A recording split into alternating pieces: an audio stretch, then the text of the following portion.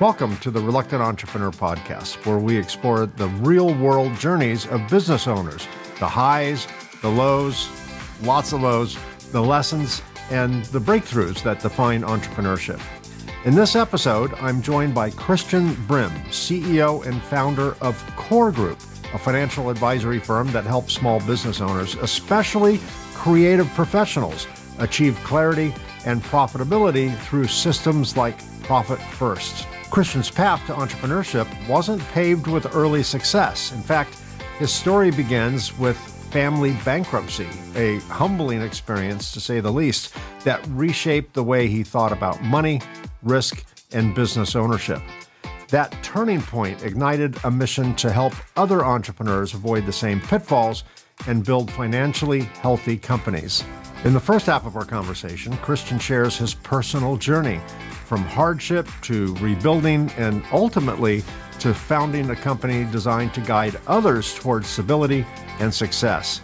Then, in the second half, we dive into his area of expertise, how to create profit intentionally, why so many entrepreneurs misunderstand cash flow, and the practical ways creative business owners can turn chaos into clarity.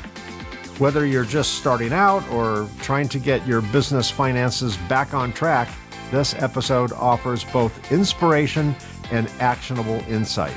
My conversation with Christian begins right now.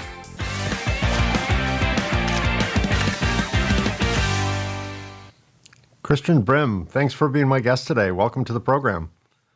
Thanks, Mike. After I watched that intro, I realized I've got to up my game on my podcast. I mean, I'm uber impressed. Oh, thank you. Hey, from one podcaster to another, I really appreciate that. That is a very qualified endorsement. So thank you very much. Let's start at the beginning. Let's start with your story. You said that your family went through bankruptcy before you ever started your own business. That would be a scary omen, right? That's enough to frighten the daylights out of pretty much anyone. How did that experience shape your relationship with money and with risk? Oh, that's an interesting question. I've interviewed and worked with a lot of entrepreneurs that came from what I would say non-entrepreneurial backgrounds. Like they had parents that were wage earners and not entrepreneurial, and money was always scarce and it was always a limited thing. And I had the exact opposite problem. We had enough money that we never talked about money in my family. I grew up not like with everything I wanted. It's not like I didn't have limitations on things. I definitely did, but this idea that you could always make more money, like, money was not an issue. Like you could figure it out until it wasn't. And, I kind of pondered that as I was going through university and realized that, like, golly, there should have been a better way. I mean, because I saw all the money that went through my family's hands, and I'm like, why didn't they invest any of that? Why didn't they save any of that? How did they end up going completely busted after having made so much money? I think risk is an interesting question, because I remember sitting down with my EO colleague, Eric Jenkins, and he was actually, I had always assumed, and this is probably 13 years ago, I had always assumed that entrepreneurs were natural risk takers. But Eric was a successful entrepreneur, and he was not. Like he did not, he wasn't a gambler. He didn't do adventure sports or anything like that, like a thrill seeker. He wasn't that type. And I realized that, although risk taking and your tolerance for risk is an important element of entrepreneurship, it's not necessary. I think you can be moderate in your risk profile as a person, and it'd probably be better off, frankly, because most of us that are entrepreneurs that are risk takers don't really count the cost Right. often enough. I know when I started my company, I was 32. I'm 65 now. So, 33 years ago. I was not aware. I was ignorant to statistics relevant to business. The U.S. Bureau of Labor Statistics states that 80% of all businesses ultimately fail by year 15. But I think half are gone by year 10. Like 30% are gone by the first year. I mean, it's terrible odds. But I didn't know that. And I can't say I'm risk averse. I can't say I'm completely tolerant of risk. I was just unaware of the risk. And I think a lot of entrepreneurs were wired a little bit differently. We just, we look at a glass that's a quarter full and say, look, there's 3/4 I can fill up. Look at all that opportunity. Yes. We look at things differently. We almost rationalize situations, maybe even lie to ourselves. And 100%. to me, I never put I never put it on a scale and say, okay, risk reward, SWOT analysis, all the stuff that you learn about later. I didn't know that. I just had an idea. I wanted the world to see this idea. I wanted to bring my product to life. No one else would do it. And I never really calculated it. And the risks were still there. I just didn't see it. Yeah, I don't remember which founder of PayPal. I was reading an interview with him a year ago or something, and he said, if they were really struggling with bank fraud, the fraud component of PayPal, and they said, that wasn't even on our radar. We were IT guys. Like, was that Mark Cuban? Was that Mark Cuban? No, it wasn't Mark Cuban, but it was somebody you'd know and I'd know. I just don't remember his name. But he said, had we known what we know now about all of the fraud risk, we wouldn't have done it. Right. And I think that, you said rationalization. I think there's a lot of that. And I think younger entrepreneurs, certainly when I started mine when I was 27, you don't know what you don't know. So it's easy to rationalize because you don't know about it. Right. But even as you gain experience, if you see a potential and you see the vision, if you've bought enough into the vision, it's easy to discount or mitigate the risks. Yeah, completely. There's the saying, ignorance is bliss, I think applies a lot to this, because I was the same way. If I realized what the odds were and I had a preview of how close to the edge I would come multiple times, and the sleepless nights and all of that, the worry and all that, I would not have done it. I just did it because to me, that was the shortcut to having my product on the market. And, the rest be damned. I didn't even care. I never thought of it, which was good because I didn't go in with a particular set of worry or, hesitation. It was just eyes wide shut, just jump off the cliff. You founded Core Group after that pivotal moment of witnessing the family bankruptcy. What motivated you to take the leap into entrepreneurship rather than just stay in the traditional accounting role? Well, I had exactly 2 jobs professionally before I went into business for myself. And it was clear to me that at that point that I was not going to be able to realize my potential working for someone else. Primarily financially. It's not like I had some, higher calling, meaning, purpose behind it. I was 27 and had, 2 young children at home. So, of course, you should quit your job and start a business in that situation. I'm kidding. No. Of course. Yes. That just makes perfect sense. But I had this prescience. I remember, like, I knew that the longer I stayed in the game, the harder it was going to be for me to start. The kind of the more responsibility, more pay, kind of. And at that point in my life, I didn't have anything to lose. I borrowed money from the SBA to buy the franchise that I bought. So I actually went backwards. But I just knew that if I was going to do it, I had to do it then. It was sink or swim, now or never. Yeah, and I don't know that I can.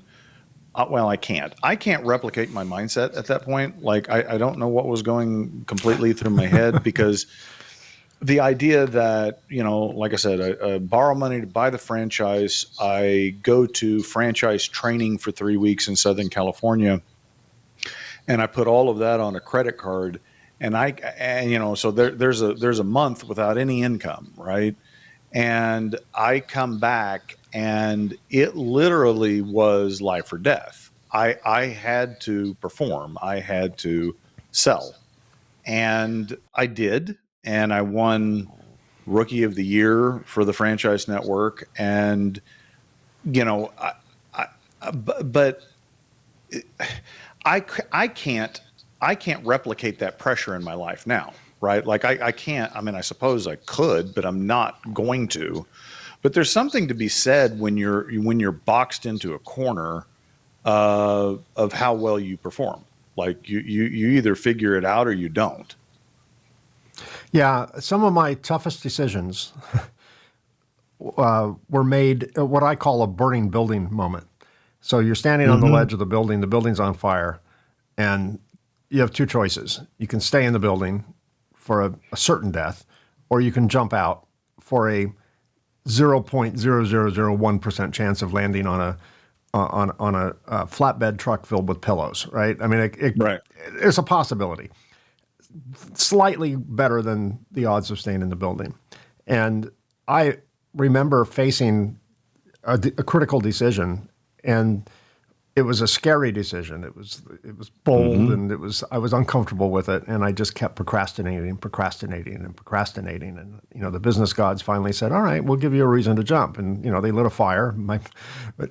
Metaphorically, my building was on fire. I'm standing on the edge, and I just jumped without a lot of forethought. It was just, Mm-hmm. fight or flight, and Mm-hmm.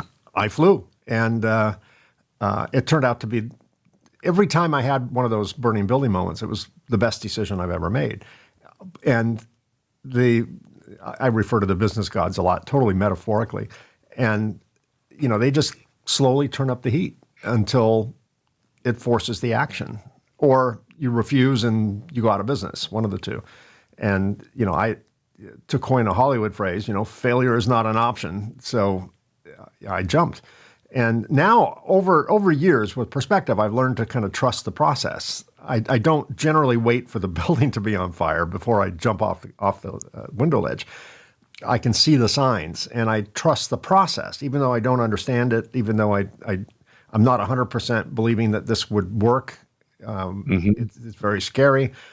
I try and not make fear-based decisions rather than just make decisions based on history and of performance. And at some point, whether it's the system that you work in and sell or something else, at some point you have to trust the process. The process works, and that's just a lesson for me anyway that I had to learn over and over and over. It had to be demonstrated to me multiple times. Looking back through your journey, once you started your business, what were some of the toughest early lessons that you had to learn about running a business, especially after that personal financial hardship?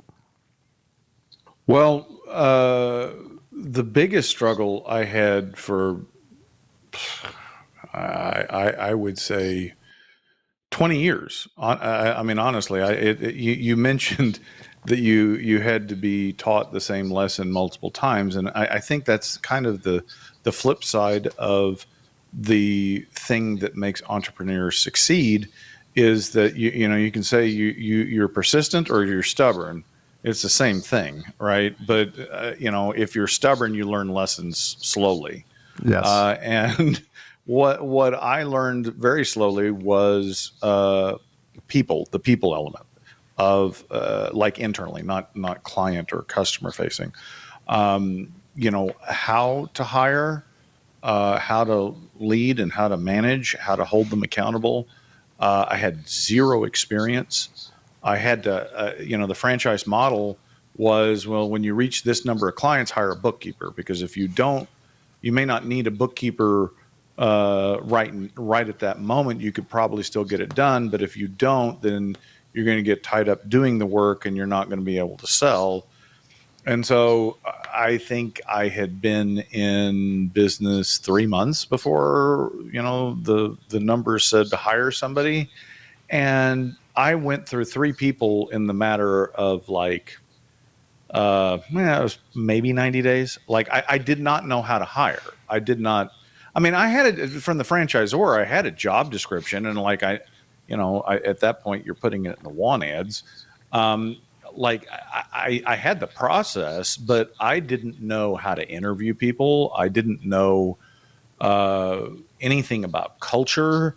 That was nothing. It was not even a concept I didn't understand. I just didn't know it existed. So that was the biggest challenge early on. And I would say, sitting where I'm sitting now, that is the most critical thing a business owner has to get right if they're going to grow and scale, is the people component. You've got to be able to understand how to organize the structure of the business. Like, you want to call that an organizational chart. We call it an accountability chart. Like, who's doing what, and how you're going to hold them accountable, how you're going to manage them, how you're going to lead them. That's the most important thing, because when you get the people right, it's like Dan Sullivan's book, Who Not How, I think is the title. But like, you get the right people in place, and then they'll figure out how to get it done. Yeah. That's also falls in line with Jim Collins' book, Good to Great, getting the right Yes. people on the bus, right? Right person, right seat. Right person, right seat, exactly. So many entrepreneurs start a company for the preconceived notion of freedom, only to realize how consuming it can be. There's not a lot of freedom in entrepreneurship, at least not in the early days. Was there ever a moment when you questioned whether you made the right choice? Absolutely. It's probably been 9 or 10 years ago. Yeah, somewhere around there. I actually left the accounting firm. My brother was my partner. I was so burnt out and fed up. I left the firm in his hands, and I said, I'm going to go do a software startup. And I told my brother Nathan, I said, I don't know if this is going to succeed or not, but I can tell you that if it doesn't work, I'm not coming back and running this company. I said definitively. 2 years later, the company had shrunk. Profitability was down, and I had to come back in. And I said, I don't know what we're going to do, because I had another partner at the time, so the 3 of us were talking. I said, but we're not doing it the way we did do it. And at that point, we hired a implementer for the entrepreneurial operating system, EOS, to come in and get us the structure that we needed. And what the EOS system did for me, and it wasn't immediate, it was over the course of several years. It allowed me to run the business in a way that I got my passion back. Like because it wasn't just chaos. It wasn't just constant stress. So, that kind of, it leads me to this concept that I didn't come up with, but it's very true, that, what helps you be successful initially is not what takes you to the next level. So in order to, what gets you from A to B is not what gets you from B to C. And so a lot of entrepreneurs that get to point B look around and they're like, I'm not willing to do all of this work again to get to the next level. And that's totally fine, because I will tell you that B to C for me was much harder than A to B. Yeah, I had the same exact experience when I started my company. At 27, I had a strong technical acumen. I designed the piece of equipment that I wanted to sell, and I had a lot of passion. But my business acumen was just non-existent. The only traits, I can't even call them skills, the only traits I brought to the business were naivety, ego, arrogance, ignorance, and probably above all, a very poor assessment of risk. And thank God for those traits, because that's like starter fluid, high octane starter fluid down the carburetor, right? That got the business started. And exactly, I totally agree with what you said, that those so-called traits that got me from A to B would doom my company from B to C. I would never get to C. Yes. And because they would become poisonous. And I think that's where, we talked earlier about the U.S. Bureau of Labor Statistics, 80% of all businesses fail. I think it's not inherently because business is risky. I think it's inherently because the founders are risky. The founders rely on what worked yesterday. And what worked yesterday doesn't work today. And it probably, what you learn today won't work tomorrow, at least in that same form. And I think as the business scales, the founders don't scale. And some founders last 5 years because they have enough for A, B, C, D, E. And when they get to F, they're out of tricks. And what I had to learn is I had to adapt and adopt new skill sets appropriate for the scale of the business, or acquire them through hiring. And that's where ego comes in. A lot of founders, I mean, humans in general, doesn't have to be an entrepreneur, over-exaggerate our own skill sets. And particularly if we have a little taste of success, we think we have the Midas touch. And I used to have what I used to metaphorically refer to as a magic wand. I would come in and there'd be fires and I would wave my magic wand and magically the fires would go out. And I could turn an upset customer to a happy customer. I could bring in cash flow if we needed cash flow. My magic wand, I was Harry Potter. And then one day I came in and Mike, blah, blah, blah. And I no problem, I'm here. And I waved my magic wand and nothing happened. And it's like my wand just stopped working one day. And, Yes. Obviously that's an analogy, but it's very accurate in terms of cause and effect.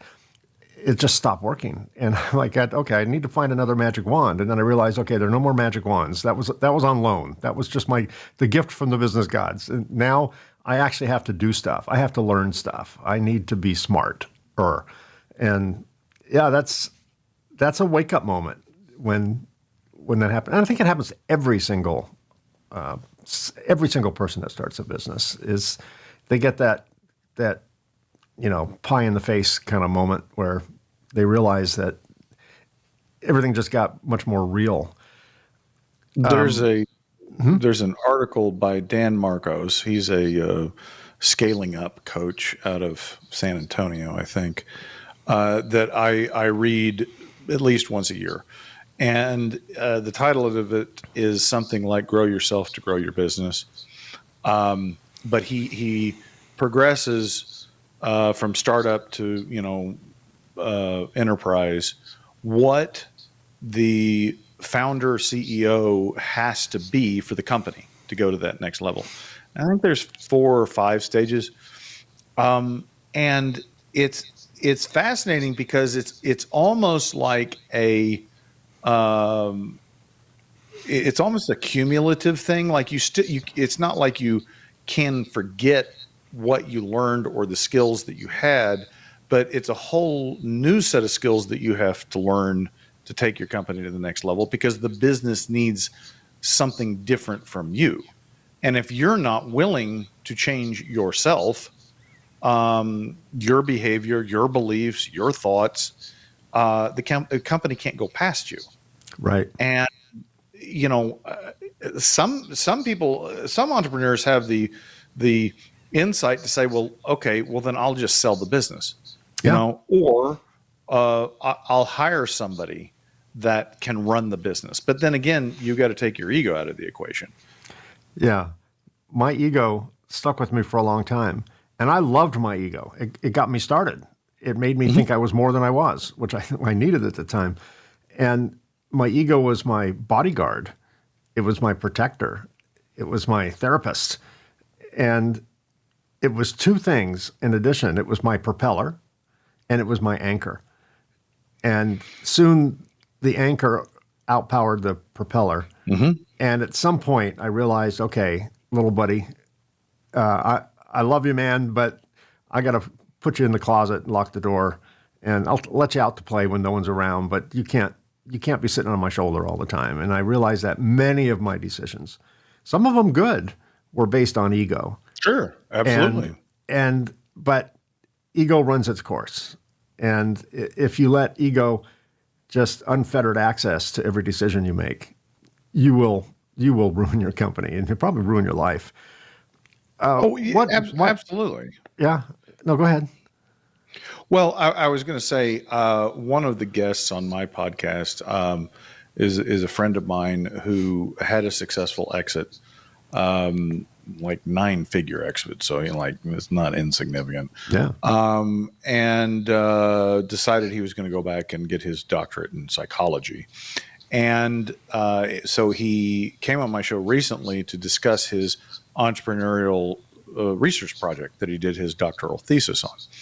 And one of the things that he surmised is that entrepreneurship is actually the answer to self-growth. Like there's nothing that replicates it for ordinary humans like entrepreneurship, because of just what you said. You have to come to terms with yourself multiple times, and nothing puts that dynamic and pressure in place like a business. Yeah, for sure. That's a sink or swim moment. You refer to your show. Tell me and my audience what the name of your podcast is and what it's all about.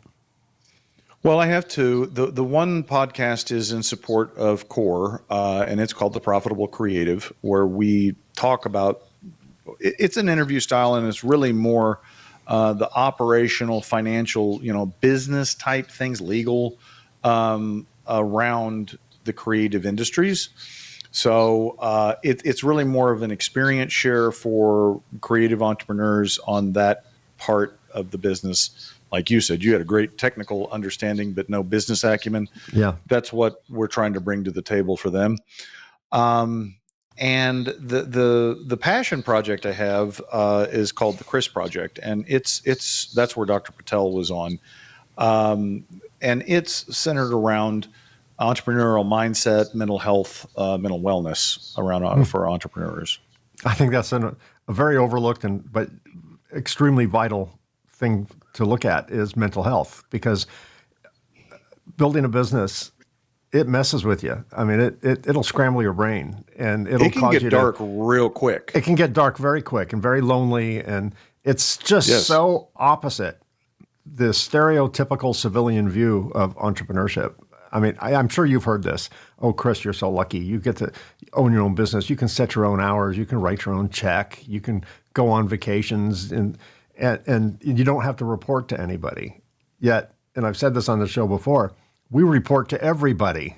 If you're working at Ernst & Young as an accountant, you've got you've got one boss, and right. That person's got a boss, and that person's got a boss. But there's a definite, very narrow hierarchy.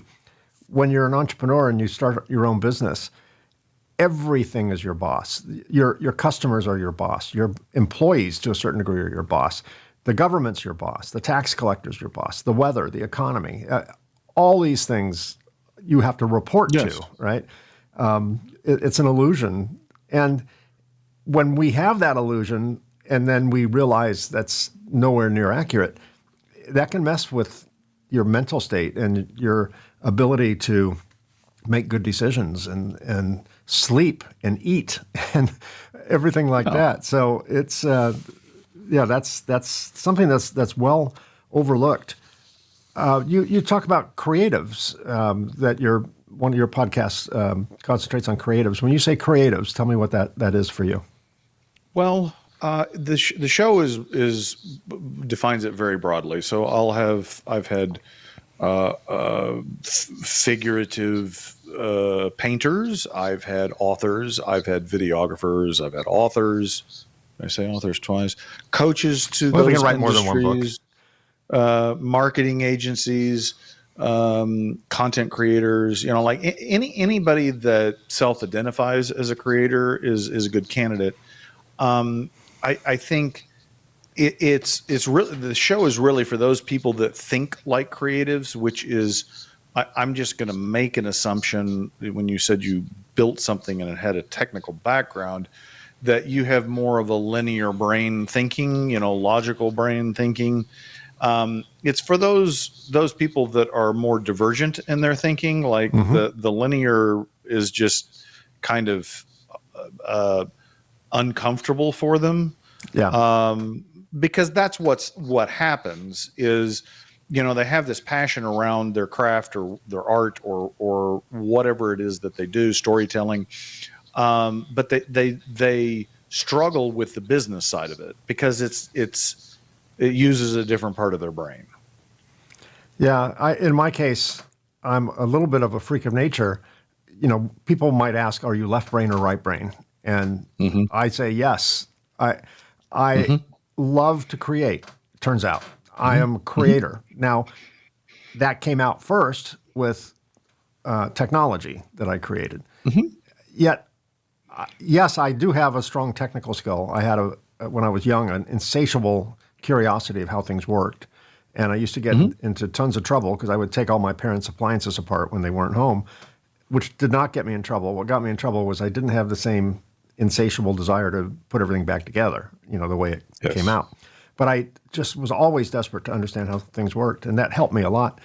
But I think that what drove me to use my technical skills, my linear thinking skills, to build a product was my other half of the brain, my desire to create something out of nothing. And that has shown itself later in my career with, we still build equipment. I still help design the products that we sell today. But I also like to create podcasts. I like to create content. And I just like to create things. So I've got a little bit of both, and I think I'm a little bit advantaged over having a technical skill that helps me create, Yes. But I have to go back and forth. Well, I completely agree with what you're saying. I think virtually everybody has the ability to think both of those ways, right? I think we might have a disposition to one or the other, right?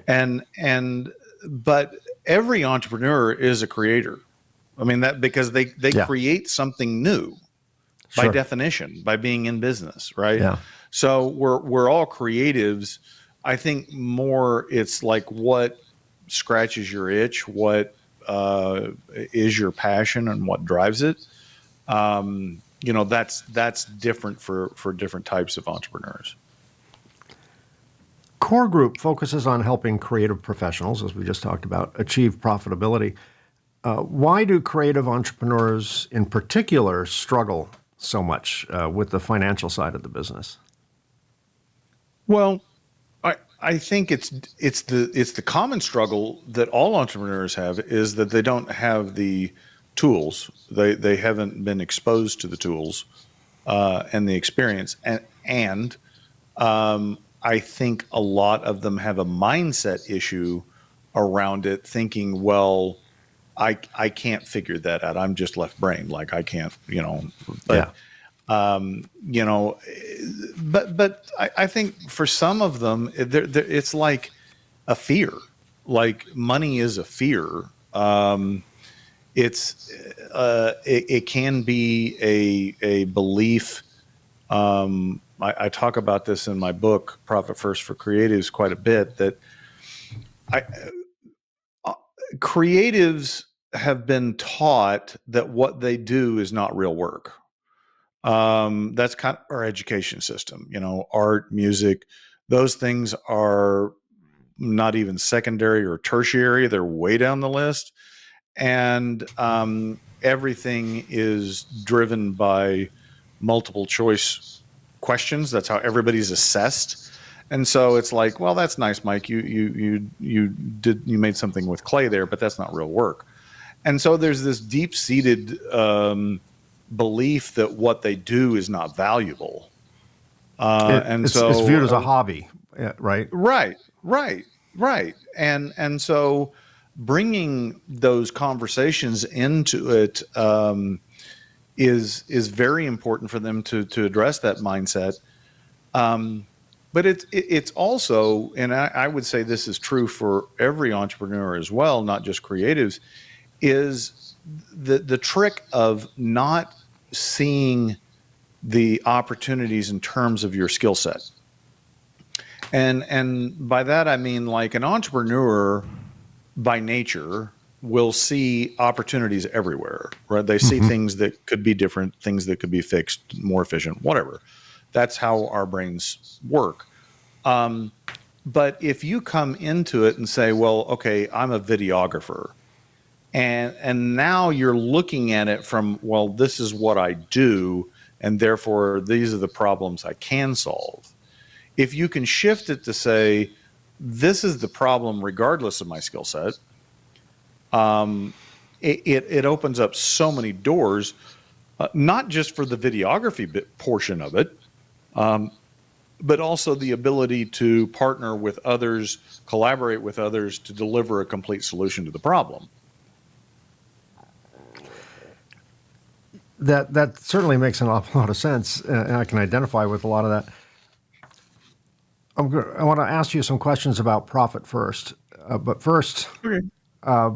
when I was newer in my business and we were struggling on every front, we were fighting a number of fronts at one time, I would make fear-based decisions. I would make decisions through specific lenses. If we needed to cover payroll next Thursday, I would bring in the cash by doing an unprofitable deal just to bring cash flow in, right? Profit was next week's problem. It's not today's problem. And I would attack each fire separately without looking at the bigger picture. And usually I would put out one fire and cause another bit of damage to the company somewhere else. And so it just, scientifically speaking, there's no such thing as perpetual motion, but I think there is in this case. It seemed very perpetual motion-like. You're a certified Profit First professional. For those who aren't familiar, can you explain what Profit First means? I mean, beyond just putting profit first, and how it changes the way entrepreneurs think about money. Absolutely. Profit First was written by Mike Michalowicz 11 years ago. He's a famous author. That was actually his second book. It is his most popular book, but he's written multiple books. And in it, I recommend anybody read his book just to hear his story. I had him on my podcast, and I said, Mike, I've read the story. I know the story. Would you tell the story for those that haven't heard it? And essentially, he got to the point where he had to tell his young daughter that she couldn't do her horse riding lessons because he didn't have the money. And his, I think, 5-year-old just ran out of the room, and he thought that she was, really upset. And she came running back with her piggy bank. Oh. And it just broke him, right? And even telling the story to me, he starts to tear up. Like it was one of those moments where he had to figure out something different. And because he'd had multiple businesses, made money, and ended up broke anyway. And his creation of Profit First is, he's a non-accountant. He is not an accountant. was his solution to the problem that he had. And it's a very simple process of cash management. It does not replace an accountant. It does not replace tax preparation or payroll or any of those things your CPA may do for you.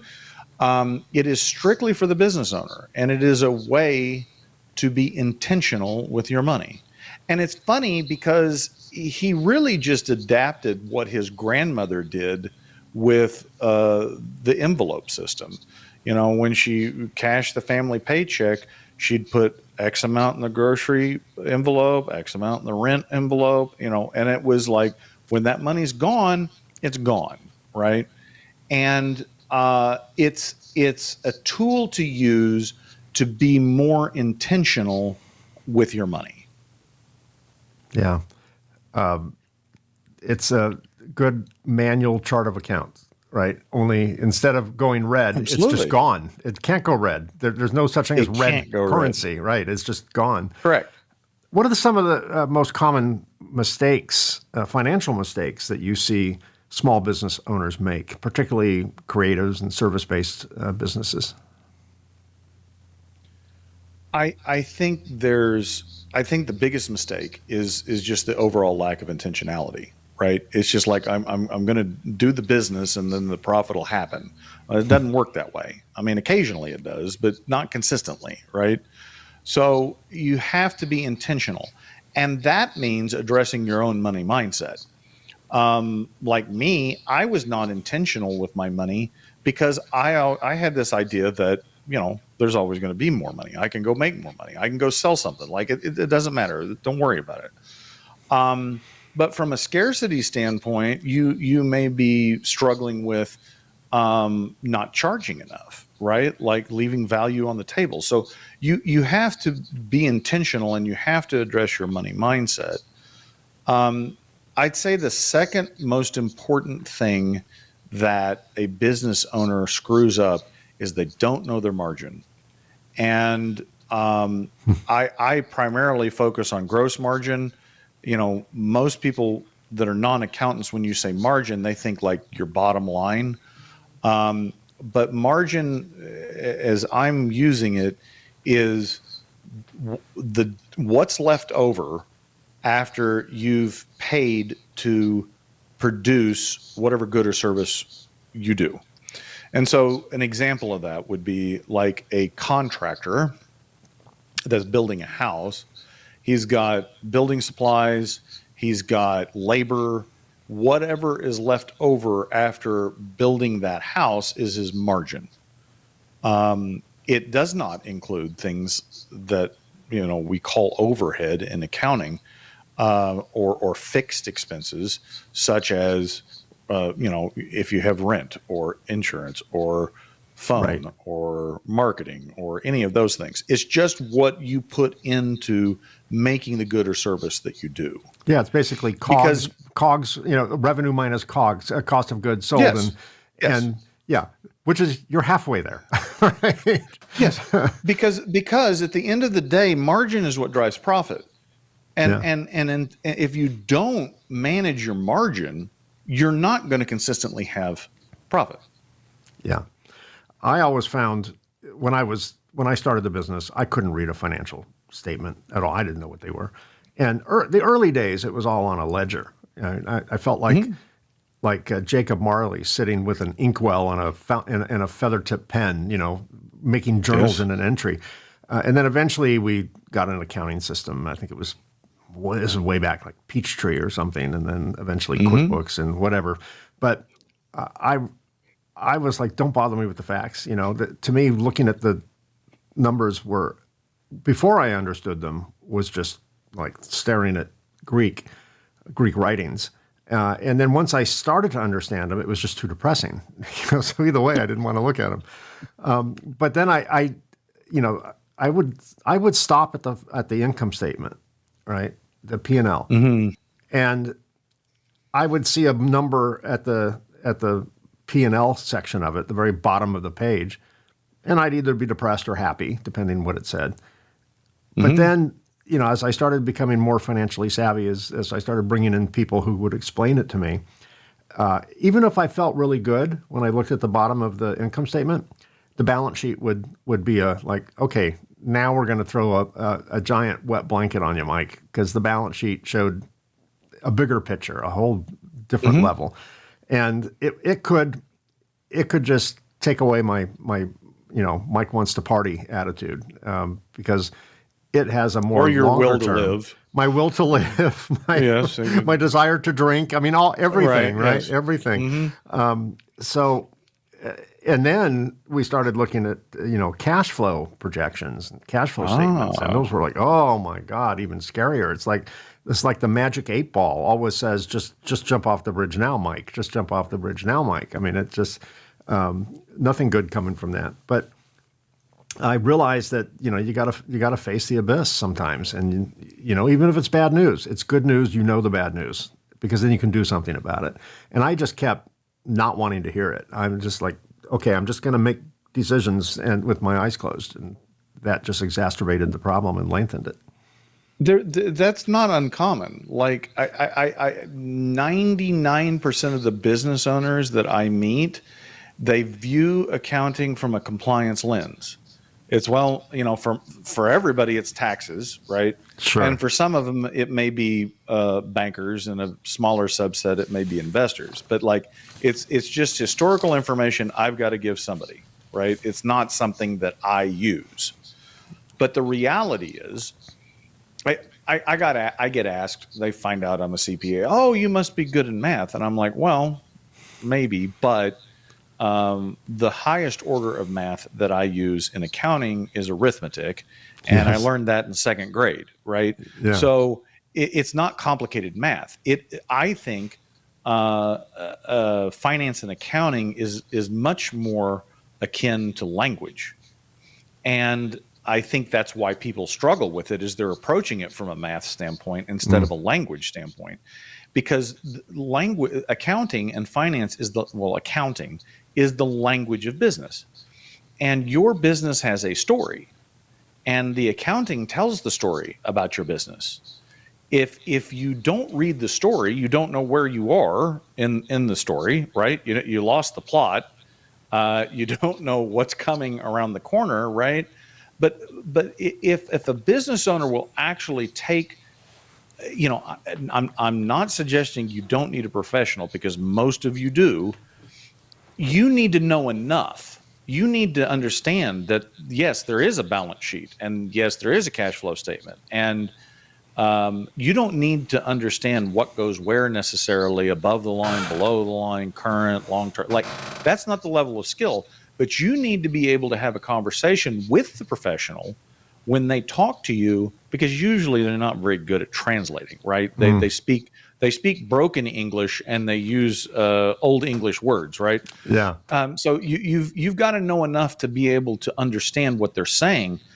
But once you do, then the key just unlocks to being able to see the opportunity in your business, and it's just it becomes not a compliance thing. Of course, compliance is going to happen, but then it becomes, like you said, forecasting and like how this is my business plan. This is what I want to do. How does that translate into numbers? What does that look like? Yeah, I hired a business coach, which over the years it became a mentor, and she was. My first impression of her was she's a little out there. She's a little nutty. I would refer to her as Yoda, not physically, but counterintuitive, strange way to communicate. And she was a little bit like a fortune teller in this regard. When I first met with her, she wanted to see all my financial numbers. And, I brought in the laptop and brought it in the conference room. She goes, no. I want everything printed out. I'm like, okay. So printed out, a year's worth of income statements, a trending balance sheet, cash flow stuff, every report that QuickBooks had in its thing. I just printed them all out. And the conference table was covered in paper. It looked like the papers were levitating in the air because you couldn't see any table below them. There were papers everywhere. And she walked around and kind of put her hands on the paper and papers and read them and walked around the room almost like a fortune teller would look at tarot cards. And then she looked at me and she goes, "What are you afraid of?" I'm like, "Huh? Right now I'm afraid of you." This is getting weird. But she says, your company's making all these fear-based decisions. I'm like, "What makes you think that?" She goes, "I see it in the numbers." And to your point, she was reading the history and our mindset based on numbers. To this day, I'm the guy has this insatiable desire to understand how everything works. I don't understand that. That was bizarre. But to your point, she read the story of our business through the numbers, and she accurately interpreted it, and she accurately put her finger on the root cause of the problem, and that was the beginning of the end of the problems. And that's what you're looking for in that financial professional, although they are hard to find. You found it in a business coach. My colleague, Greg Crabtree, he wrote Simple Numbers and Simple Numbers 2.0, 2 books I strongly suggest business owners read. They are, in fact, not simple. I told him that. I said, your title is a lie. It's simple. It's simple for an accountant, but it's pretty thick stuff for a business owner, right? But he's the kind of person that you described like that, and I strive to be as well. Is that like you can look at the numbers and you automatically know where the problem is and what the potential solution is because you can understand the language. Yeah. We're starting to run out of time, so let me just ask you a couple quick questions. If you could go back and give your younger self, the young Christian information, what one piece of financial or entrepreneurial advice would you give yourself? I've been asked this question and I've thought about it a lot. My answer is beware the power of self-deception. We kind of started there at the beginning of the show. The ability to convince yourself that reality isn't what reality is very easy and strong with an entrepreneur. It's part of the condition of being able to see the possible and see the future. It also allows you to deny reality that is current. Yeah, good point. And finally, how did you define success before you started your company or as you started your company, and how do you define it today? I think I started with the same definition that most entrepreneurs have is they want to make more money or be able to have financial freedom or something around there. But like your point you've made a couple of times in this show, financial freedom does you no good if you don't have time freedom. And vice versa. Like if you have all the time in the world, you can just wander the streets homeless, but like you don't get to do much. Right. Right. So it's really about defining that success for yourself, and not based upon what others say it should be, whether it's your peers or your spouse or your parents.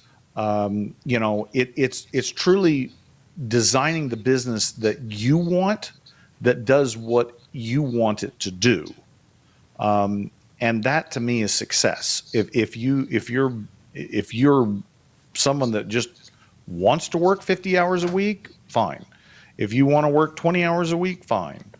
All things are possible, but not everything's possible. Well, to my audience who would like to find out more information about Christian and his company, if you're watching this on YouTube, just look right down here, and you'll get information right there on how to locate Christian's company. And also, I'll put a link to Christian's book there as well. And if you're listening to this on your favorite podcast app, when it's safe to do so, go to your podcast app, look at the show notes, and all of that information will be there as well. Christian Brim, thank you. Thanks for all your generosity and your time and willingness to share your journey and throw some financial light and advice on me and my audience. I really appreciate it. Mike, it's been my pleasure. Thank you for having me. My pleasure too.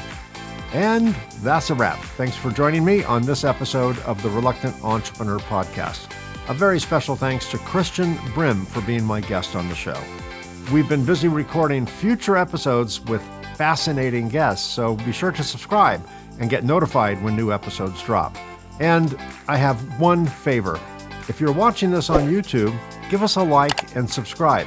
Those 2 simple clicks really help us expand our reach. Thank you for that. And if you're an entrepreneur or know someone who would make a great guest, I'd love to hear from you. Visit reluctantentrepreneur.podcast.com to apply or recommend a guest. You can also reach me directly at mike@reluctantentrepreneur.podcast.com.